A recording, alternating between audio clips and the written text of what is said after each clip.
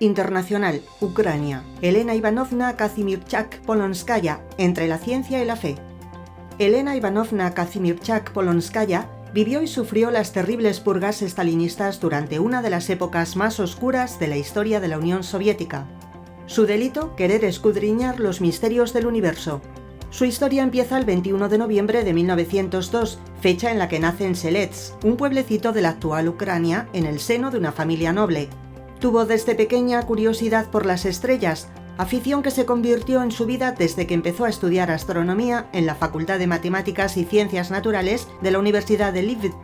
Elena también sintió siempre una profunda fe que supo compaginar con su interés con la ciencia. Con la Rusia imperial desaparecida y el inicio de la época soviética que impuso una laicización de la sociedad, fueron muchos los rusos que continuaron manteniendo sus creencias, entre ellos Elena, quien en 1923 participó en el primer encuentro en Chequia del movimiento estudiantil de la Rusia cristiana, y desde entonces fue una de sus personalidades más activas, liderando algunas de sus delegaciones durante años.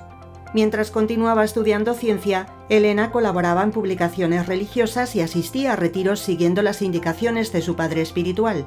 En 1932 se convirtió en asistente del Observatorio Astronómico de Varsovia y 2 años después defendía su tesis doctoral, un estudio sobre los cometas. Elena era una mujer feliz que formó una familia con León Kazimierzan, un científico de la Universidad de Varsovia con el que tuvo un hijo. Durante los años de la Segunda Guerra Mundial, continuó trabajando como astrónoma y rezando por el fin de aquel drama que culminaría dramáticamente para ella con la separación de su marido, quien fue trasladado a un campo de concentración y a quien no volvería a ver nunca más.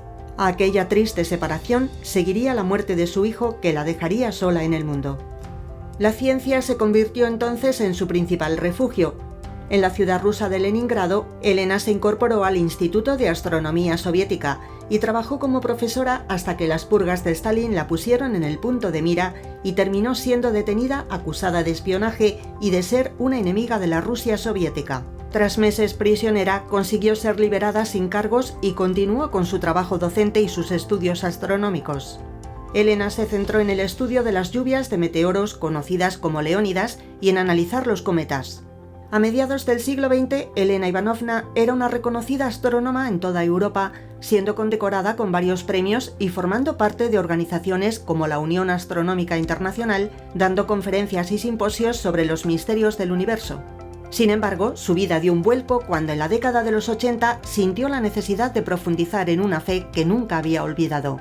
Su casa estaba abierta a reuniones en las que se daban cita ciudadanos y ciudadanas soviéticos que compartían con ella sus creencias estudiando distintos aspectos teológicos. Algo que en la URSS debía no ser una decisión fácil, pues desde hacía décadas que la teología estaba prohibida de manera oficial. A Elena poco le importó y en ese momento dio un nuevo paso tomando los hábitos y convirtiéndose en monja de la Iglesia Ortodoxa rusa. Como religiosa, Elena Ivanovna se volcó en el análisis intenso de los textos sagrados, convirtiéndose en un referente sobre estudios teológicos en los últimos momentos de la Rusia soviética.